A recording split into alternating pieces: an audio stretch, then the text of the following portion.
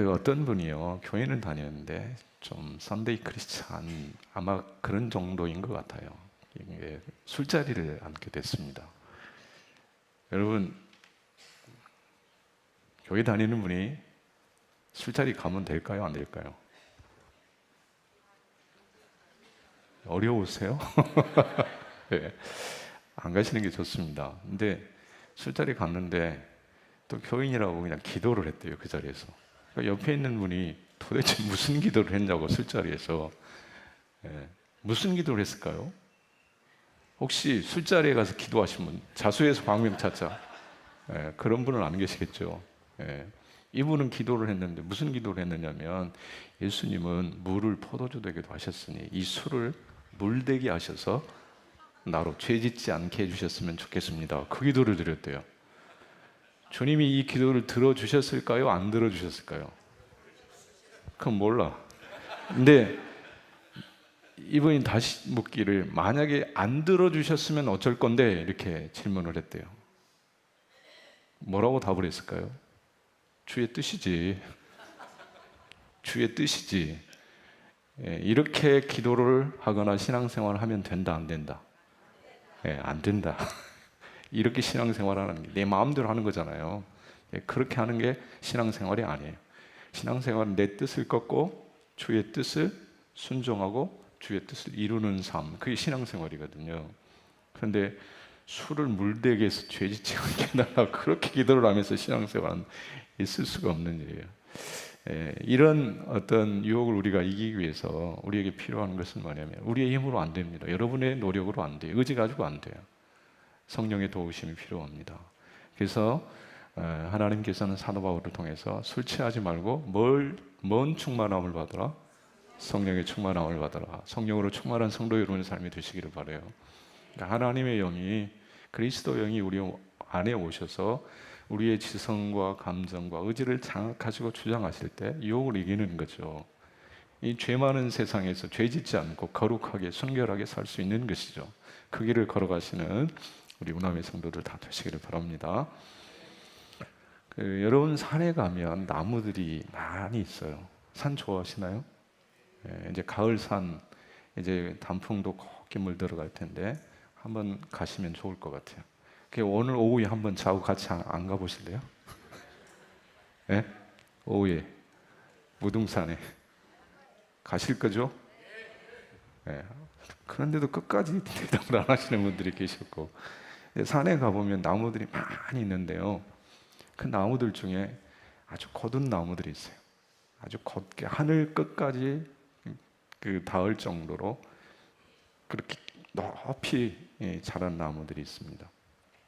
그런 나무들을 보면 키 작은 사람으로서, 야, 부럽다, 나도 좀 저렇게 컸으면 좋겠다, 이런 마음이 밀려오죠.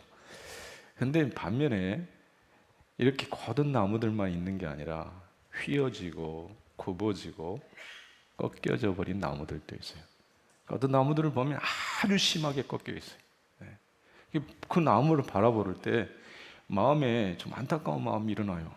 어떻게 저렇게 사나? 어떻게 저렇게 굽어져서 휘어져서 불편하게 사나? 이런 마음이 들어올 때가 있어요. 근데 여러분, 나무가 왜 휘어질까요? 왜 꺾일까요? 왜 굽어질까요? 원래 성질이 그런 놈이라서 그래요. 예. 그러니까 원래 거둔 나무로 자라지 않고 그냥 휘거나 꺾여서 굽어서 자라는 나무가 있다는 뜻이죠. 근데 대부분은 환경적 요인이 작용할 수 있습니다. 벼락 맞았어요. 예. 그냥 엄청난 태풍, 예. 홍수, 산사태, 이런 환경적 요인 때문에 휘어지는 거죠. 꺾여버리는 거죠. 그래서 꺾여서 그냥 헉헉거리면서 그렇게 고통스럽게 살아가는 듯한 그런 모습을 보이는 나무들이 있더라는 거죠. 근데 우리네 삶에도 그런 분들이 많이 있어요. 휘어진 사람, 굽어진 사람, 꺾여버린 사람. 겉은 멀쩡해요. 그런데 만사가 꼬였어. 만사가 뒤틀렸어. 그런 분들이 많아요. 어떻게 하면 이 굽어진 꼬부라진 나무와 같은 인생이 정말로 하늘까지 닿을 듯한 그런 거듭 나무처럼 반듯하게 자랄 수 있겠는가? 휘어짐에서 굽어짐에서 다시 올거둠으로 받음으로 회복될 수 있는 길이 있다면 어떤 길이 있을까? 저는 소망합니다. 우리 우남의 모든 성도들이 정말 굽어지고 휘어진 삶이 아니라 반듯한 올곧은 그런 삶 살아가시기를 정말로 간절히 소망합니다. 이 시간 주께서 은혜 주셔서 굳음을, 휘어짐을, 꺾여짐을 내려놓고 올곧은 인생의 길을 걸어가시는 그런 은혜가 있기를 바랍니다. 오늘 본문에 보면 그런 얘기가 소개되어 있어요. 꼬부라진 인생, 구부린 인생이 다시 펴지는 그런 얘기가 소개되어 있어요. 본문에 보니까요, 18배, 18년 동안 꼬부라져 고통하며 살던 사람이 예수님을 만났어요. 그 예수님이 여인을 고치세요. 여자여 내 병에서 놓였다. 그러니까 여자여라는 이 말은 여러 귀나이라는 말인데요, 그냥 여자를 부르는 호칭이 아니라 존대하는 호칭이에요. 예수님이 십자가 위에서 마리아를 보고 여자여 그랬다 그랬죠. 그때 이 여자가 귀나이라는 그런 의미가 있어요. 높이는 말이에요. 존중하는 말이에요. 그러니까 예수님은 18년 동안 꼬부라진 인생을 살아온 이 여인을 부를 때 높이신 거죠. 존중하신 거죠. 그리고 그 질병, 꼬부라짐으로부터 자유케 해주셨어요. 그럴 때 이 자유케 해주신 예수님을 비난하고 분노하는 사람이 있는가 하면 그 예수님이 하시는 일은 영광스러운 일이라고 찬양하는 사람도 있었다. 오늘 말씀하고 있어요. 이것이 오늘 본문의 내용인데, 이 본문 속에서 생각해 보고 싶은 것은 예수님이 18년 된 이 병자를 치유하셨어요. 고치셨어요. 예수님이 이런 분이에요. 고치시는 분이에요. 그러니 어쩌면 특별할 것 없는 당연한 일이에요. 그런데 인간적인 관점에서 이 예수님의 치유 역사를 들여다보면 예수님이 18년 동안 사탄에 매여 꼬부라진 인생의 길을 가는 이 여인을 고치는 일이 쉽지만은 않다는 거죠. 시점상 예수님이 지금 이 여인과 마주했을 때는 안식일이에요. 안식일은 어떤 날이냐? 당시 유대인들의 생각에는 안식일은 아무 일도 안 하고 오직 하나님만 예배하고 경배하는 날로 인식하고 있어요. 그러니까 병도 고치면 안 된다고 생각하고 있어요. 그런 안식일에 이 여인을 치유할 때 그 안식일을 범했다는 비난, 조롱을 받을 수 있고요, 이 치유의 역사를 행하심으로 예수님이 더 힘들어질 수도 있는 그런 상황이라는 거죠. 우리가 어떤 일들을 이렇게 하게 될 때, 특별히 교회에서 봉사를 하게 될 때에 그 봉사를 하게 됨으로 인해서 내게 그 기쁨이 있고 사람들에게 인정과 칭찬이 있다면 그 일은 하고 싶어요. 열심을 가지고 기쁨을 가지고 그 일을 봉사할 수 있어요. 그런데 반대로 그 일을 함으로 인해서 옳은 일임에도 불구하고 그 일을 내가 했는데 그 일로 인해서 내게 비난이 오고 조롱이 오고 불이익이 찾아온다면 그 일을 감당하는 게 결코 쉽지 않다는 거죠. 오늘 샬롬 찬양에 열심히 찬양을 했어요. 이 자리 서기까지 많은 연습 시간이 있었을 거예요. 우리 김경혜 집사님이 잘하세요, 그렇게 안 하시면 안 돼요, 이런 지적도 아마 받으신 분이 계실지 모르겠어요. 있으신가? 네. 다 칭찬만 받고 이 자리에 서기가 쉽지는 않죠. 이제 그런데 그런 과정을 통해서 이 자리에서 찬양을 했어요. 그럼 박수를 막 해줬어. 그럼 좋아. 근데 찬양을 마치고 2부 예배 마치고 이제 들려오는 소리를 들으니까 그걸 또 찬양이라고 했어. 목사님이 그냥 괜히 잘하지도 못했는데 박수라고 해준 거야. 예? 그렇게 하려면 하지도 마. 막 이런 얘기를 들었다면 이 사람, 여기 계신 분들이 찬양 계속 하고 싶겠어요? 다음 주에 안 서는 분이 계시면 이상한 분이 이제 뭔가 수상한 분이 찬양대뿐만 아니라 교회의 많은 일들을 맡아서 수고하고 봉사할 때 그런 얘기를 들을 수 있어요. 그러면 에이 안 해야지, 이런 마음이 우리 안에 일어날 수 있다는 거예요. 지금 병자 고칠 때 많은 사람들이 다 예수님 만세에 예수님을 찬양하고 경배하고 그런 게 아니더라. 오늘 말씀해 보세요. 자, 14절 말씀해 보세요. 회당장이 예수께서 안식일에 병 고치는 것을 분내어 무리에게 이르되, 분내어 이르되. 여러분 여러분이 정말 귀한 일이라고 아름다운 일이라고 했는데 누군가가 여러분에게 혈기를 내면서 달려든다고 생각해 보세요. 하고 싶겠어요? 예수님은 아시잖아요. 지금 이 병자를 치유한 이후에 벌어질 일을 다 아시는 분이에요. 분내고 공격하는 이런 일이 있겠구나 아시는 거예요. 그러니까 사실 이 일을 감당하는 게 결코 쉬운 일은 아닐 수 있다는 것입니다. 뿐만 아니라 여러분이 18년 동안 꼬부라진 인생의 길을 걸어온 사람들, 걸어온 이 여인, 사회적으로 내놓을 만한 것이 있겠어요? 오늘 소위 우리가 사는 시대에 돈, 명예, 지위 전혀 없는 사람이에요. 배경이 전혀 없는 사람이에요. 잊혀진 존재. 어쩌면 다른 사람들의 걸림돌이 되는 그런 존재. 그런 여인 치유한다고 해서 예수님의 영광이 더 높아지는 것이 아닐 수 있다는 거죠.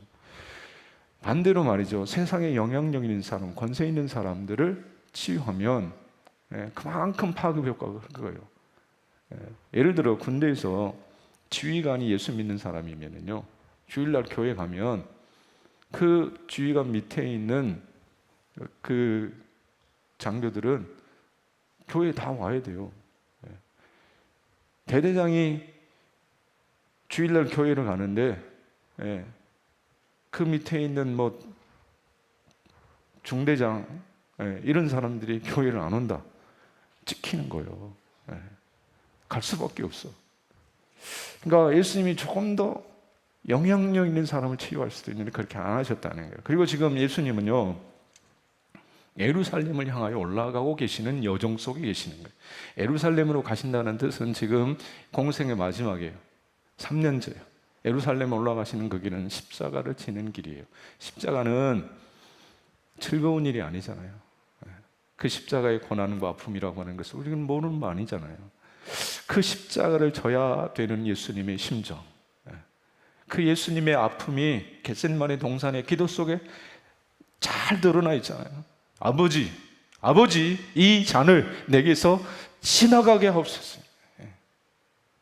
십자가 지러 오신 예수님이세요. 그 십자가를 통해 인류를 구원하기 위해 사람의 몸을 입고 이 땅에 오신 분이에요. 그런데 그분의 입에서 흘러가는 고백이 무슨 고백인고 하니 이 잔을 내게서 지나가게 해 주세요. 쉽지 않다는 거예요. 어렵다는 거예요. 여러분이 건강하니까 이 자리에도 앉아 계시고요, 여러분 가족이나 이웃들을 돌아볼 여유가 있는 거예요. 근데 여러분이 병원에 입원해 있어요. 그 입원해 있는데 그냥 그 고통이 없이 시간 지나면 낫는 병이 아니라 실시간으로 고통이 막 찾아와 여러분을 찌른다면, 고통스럽게 한다면 만사가 귀찮을걸요. 누구의 형편을 헤아려 주겠어요? 누구의 형편을? 자식이 찾아와, 정말로 눈에 넣어도 아프지 않을 손녀가 찾아와도 I don't care, 못해. 예수님은 지금 그런 고난의 현장을 향해 달려가시는 거예요. 그러니 이 여인 18년 동안 귀신에 매여 꼬부라진 인생 살아온 여인을 돌아볼 여유가 어쩌면 없어요. 그런데 예수님은 이 여인을 치유하시고 고치셨어요. 많은 비난, 대적하는 자들이 눈에 불을 켜고 있어요. 그리고 실제로 분노해요. 그럼에도 불구하고 이름 없는, 보잘것없는, 초라한, 그 누구도 주목하지 않는 잊혀진 존재와 같은 이 여인을 예수님이 치유할 수밖에 없었던 이유, 회복시킬 수밖에 없었던 이유, 그게 뭐냐? 그거는요, 예수님 마음에 자리하고 있는 긍휼 때문이에요. 사랑 때문이에요. 오늘 말씀 12절 13절 한번 보실래요? 자, 12절 13절 한번 보세요. 예수께서 보시고 불러 이르시되 여자여 내가 내 병에서 놓였다 하시고 안수하시니 여자가 곧 펴고 하나님께 영광을 돌리는지라. 이 말씀 12절과 13절 가운데 중요한 말씀, 중요한 두 단어가 있다면 보시고 안수하시고. 보셨어요.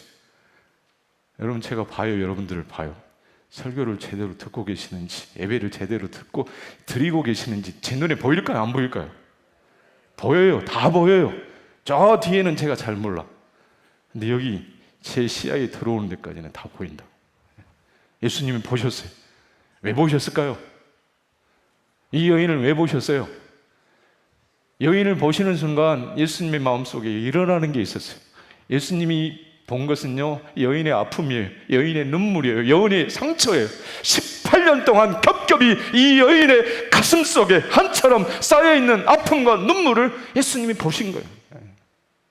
그럴 때 예수님의 마음속에 뭐가 일어나느냐? 긍휼이 일어나는 거예요. 예수님은 사랑이시거든요. 여러분도 누군가 불쌍한 사람을 보면 마음속에 긍휼이 일어나요. 불쌍하다, 불쌍하다. 옷 벗어주고 주머니는 돈 내주고 음식 갖다 주고. 왜 그러느냐? 하나님의 속성 사랑이 여러분 안에 자리하고 있기 때문에 그래요. 근데 예수님은 사랑이시잖아요. 18년이요 사탄에 매여 하루하루의 시간이 고통이었어요. 눈물이었어요. 처절함이었어요. 그 지나갈 수 없어요. 그 사랑이 대적들이 분노하고 공격한다 할지라도 그 여인을 치유하도록 만드는 아주 중요한 원인이 됐다는 것입니다. 그리고 예수님이 여인을 치유할 수 있었던 아주 중요한 두 번째 이유는 이 여인을 치유하는 일은 영광스러운 일이라는 거죠. 영광스러운 일이요. 17절 말씀 같이 보겠습니다. 예수께서 이 말씀을 하시매 모든 영광스러운 일을 기뻐하니라. 예수님이 보시고 안수하셨어요. 그럴 때 이 여인이 펴지고 하나님께 영광을 돌렸어요. 그리고 무리들도, 이 회당장과는 다른 무리들도 예수님이 하신 일이 영광스러운 일이라 그래서 기뻐했다 그랬어요. 근데 이 영광스러운 일, 왜 영광스러운 일이냐면 하나님이 기뻐하시는 일이기 때문에 이 일이 영광스러운 거예요. 하나님은 그러면 어떤 일을 기뻐하시느냐면요, 누가복음 15장에 보면 세 가지 비유가 나와요. 이른 양 드라크마, 이른 양의 비유인데 그 말씀 가운데 누가복음 15장에 보면 이런 말씀이 소개되어 있어요. 하늘에서는 회개할 것 의인 99을 인하여 기뻐하는 것보다 죄인 하나가 회개하여 돌아오는 것을 기뻐하신다. 그러니까 하나님의 기쁨은요, 영혼이 회복되고 영혼이 회복돼 하나님 앞에 돌아와 하나님의 영광을 노래하는 것을 하나님은 기뻐하시고 그 일이 영광스러운 일이라는 거예요. 그러니 예수님은요, 대적들의 비난한 것처럼 개의치 않고 십자가지로 가는 그 무거운 예루살렘을 향한 걸음에도 불구하고 이 여인을 치유하시고 회복시키셨다라고 하는 사실입니다. 예수님은 어떤 분이시냐? 매임에서 풀어주시는 분이에요. 굽은 것을, 꺾여버린 것을, 휘어져 버린 것을 반듯하게 곧게 회복시켜 주시는 분, 그분이 예수 그리스도이십니다. 여러분, 거라사 광인의 얘기를 제가 여러분에게 많이 말씀을 드렸는데요, 그 거라사 광인요, 무덤 사이에 거처합니다. 소리를 지른다고 그랬어요. 그리고 돌로 제 몸을 상한다고 그랬어요.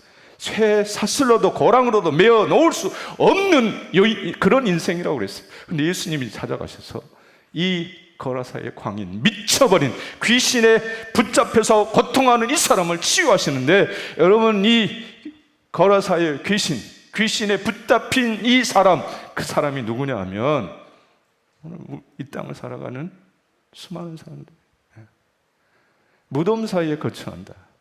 죽음 가운데 거하는 거예요. 소리를 쳐요. 소리를. 무슨 소리를 질러요? 무슨 소리? 자기도 알지 못하는 소리를 질러 탄식 소리를 내는 거예요. 교회 안에 들어와 있음에도 이 탄식 가운데 사는 사람들이 있어요. 돌로 제 몸을 상하게 해요. 돌로. 스스로 사망의 늪으로 빠져들어가는 사람들이 얼마나 많이 있는지 몰라요. 집에 넓은 평수에 살아요. 없는 가구들이 없어요. 화려하게 꾸며놨어요. 근데 그 집 문 열고 들어가 보니까 그 집이 어떤 곳이냐면 무덤이에요.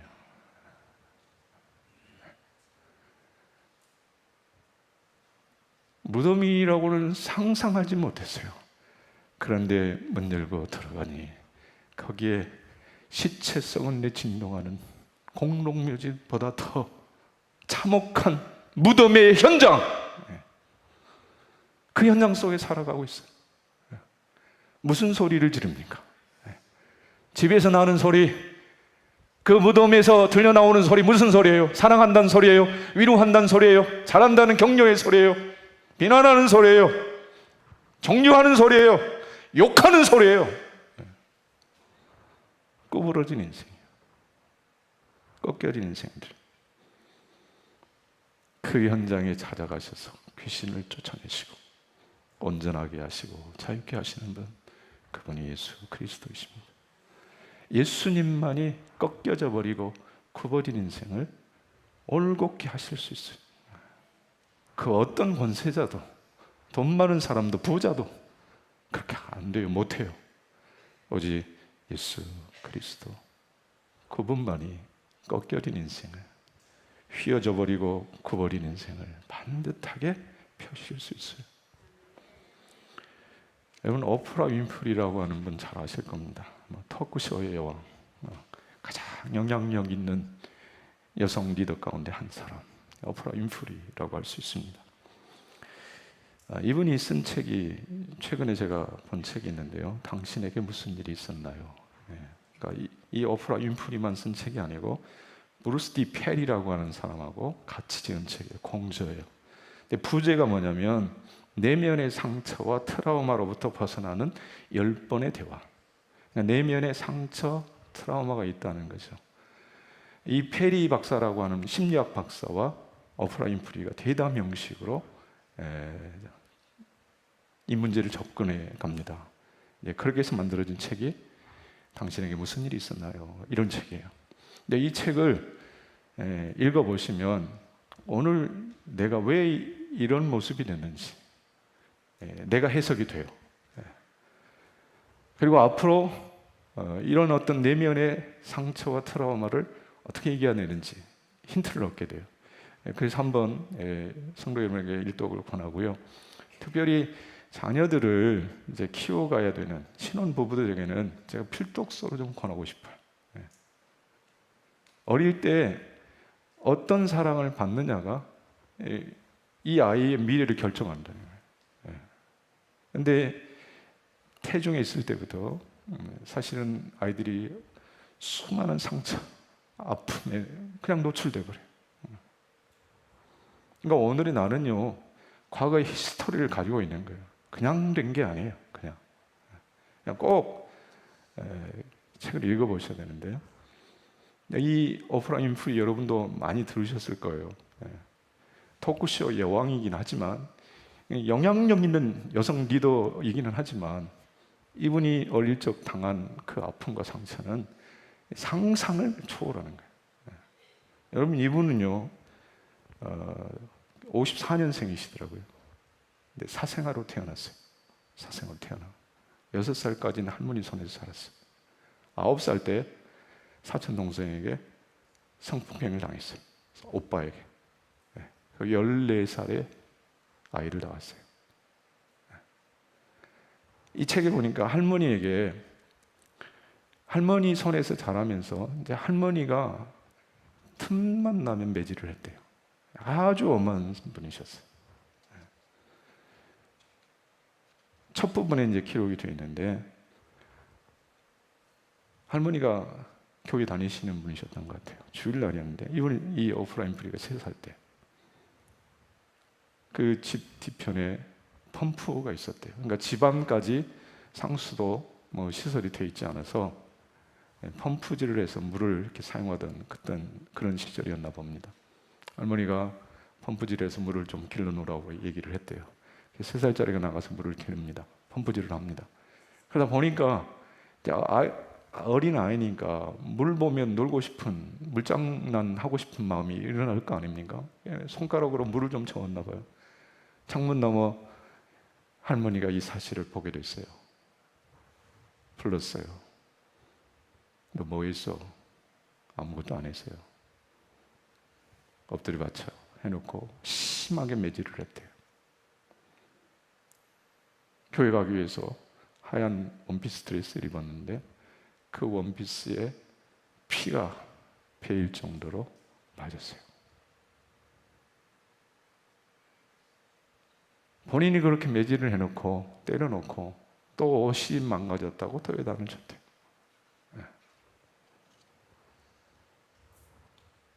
매만 이유도 아주 다양했대요.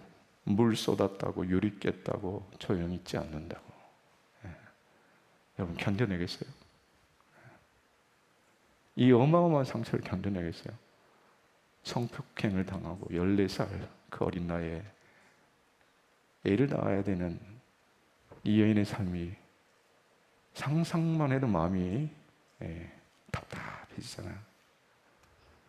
그런데 이분은 그 모든 아픔, 상처를 잊고 많은 사람들을 위로하고 격려하고 기쁨을 주는 삶을 살아가고 있는 거예요. 꼬부라진 인생에서 거둔 인생이 되는 거죠. 어떻게 그럴 수 있었느냐. 이분의 책 7번째 챕터예요. 트라우마에서 얻은 지혜라고 하는 그 챕터에 이 오프라 윈프리는 이렇게 얘기합니다. 그 시절에는 교회가 모든 것이었잖아요. 상담사이자 돌봐주고 위로해주는 존재, 그리고 피난처였지요. 심리치료를 받으러 간다는 말은 들어본 적도 없었죠. 누구나 도움이 필요하면 교회에 갔고요. 우리는 함께 풍파를 견뎌냈어요. 일요일에 저녁을 먹으러 갈 곳이 있다는 확신을 심어주는 건 교회의 가족들이었어요. 그들은 우리가 아플 때 찾아와 주는 사람들이었고, 끼니를 때울 음식이 없으면 십시일반 힘을 모아 먹을 걸 마련해 주는 사람들이었죠. 교회가 치유와 회복의 공동체였다. 예수님을 통해서 듣기만 해도 가슴이 먹먹해지는 그 아픔과 트라우마, 상처를 이기고 올곧은 바른 인생의 길을 걸어갈 수 있었다. 그렇게 얘기하는 거예요. 사생아로 태어난 이 오프라 윈프리, 어머니에 대해서 어떤 마음이겠어요? 어머니라 부르고 싶지도 않겠죠. 그런데 말이죠, 이차 여차해서 어머니와 관계가 회복이 됐는데, 이분이 유명해졌으니, 돈이 있으니 어머니의 삶은 어렵지 않게 해드렸다고 합니다. 그럼에도 불구하고 마음속에 있는 거죠. 그런데 이제 어머니가 세상을 떠날 날이 얼마 남지 않았다는 소식을 동생을 통해 듣게 됐어요. 그래서 어머니 계시는 곳을 찾아갔습니다. 어머니와 마주 앉았습니다. 그런데 도대체 무슨 말을 어떻게 해야 할지 몰랐어요. 말이 안 나왔어요. 그렇게 시간만 지나갔어요. 일이 있어 어머니에게 돌아가겠다 얘기를 하고 비행기를 타고 돌아가는데, 이분의 마음속에 그렇게 가면 안 된다는 그런 마음이 밀려왔어요. 그래서 다시 미로키 어머니 계시는 곳으로 돌아갔대요. 그리고 가서 말을 다시 건네려고 하는데 안 되는 거예요. 하나님께 기도를 했어요. 그런데 하나님께서 이 오프라 윈프리에게 들려주신 찬양이 있었대요. 휴대폰에서 올려나온 찬양, 마일리아 잭슨이라고 하는 사람이 부른 소중한 주님 제 손을 잡아주세요. 가사가 이렇게 되어 있습니다. 소중한 주님 제 손을 잡아주세요. 저를 이끌어주시고 일으켜 세워주세요. 저는 피곤하고 나약하며 지쳤습니다. 저 빛을 통과하도록 저를 이끌어주세요. 제 손을 잡아주세요. 소중한 주님 제 손을 잡아주세요. 이 찬양을 친구 목사이자 가스펠송 가수인 친구에게 전화를 해서 불러달라고 했어요. 그래서 전화를 통해 어머니에게 들려드렸습니다. 그때 이 오프라 윈프리의 마음속에 하나님이 주시는 마음이 있었대요. 어머니에게 얘기를 했어요. 어머니한테는 분명 아주 힘든 일이었을 겁니다. 교육도 받지 못했고 기술도 하나 없이 미래가 어떻게 될지 전혀 모르는 상태에서 덜컥 임신한 거잖아요. 분명 많은 사람이 어머니한테 아이를 지우라고 말했을 겁니다. 하지만 어머니는 그러지 않았죠. 어머니가 어떻게 해야 할지 몰랐던 때가 많았다는 거 알아요. 어머니는 자신이 아는 방법으로 최선을 다했어요. 그리고 난 그걸로 괜찮아요. 정말로 괜찮아요. 그러니까 이제 그게 괜찮다는 걸 알고서 떠나셔도 돼요. 제 영혼이 괜찮다고 해요. 꽤 오래전부터 괜찮다고 해요. 어머니를 용서하는 거예요. 어머니를 이해하는 거예요. 여러분, 이해할 수 없는 일을 이해하게 된 거예요. 어떻게 해요? 주님이 주신 사랑의 마음으로, 사랑의 렌즈로 자신을 보는 어머니를 바라보니까 그럴 수밖에 없는 아픔이, 그 어떤 상황이 이해가 되더라는 것이죠. 그래서 오프라위프리는 꺾여진 마음, 휘어지고 굽어진 마음을 그 사랑으로 펴고 어머니를 사랑으로 용서하고 하늘나라로 보낼 수 있었다, 그런 고백을 하는 거예요. 사랑하는 우남의 성도 여러분, 이 자리에 앉아 2부 예배를 드리신 성도 여러분, 여러분의 영혼은 안녕하신가요? 혹시 꼬부라지고 굽어지고 휘어지신 분은 안 계신가요? 만사가 모든 게 다 부정적이에요. 꼬여 있어요. 굽어진 그 마음, 꺾여진 그 마음 어떻게 해야 됩니까? 18년 동안 꼬부라진 여인을 치유하시는 주님께로 가셔야 돼요.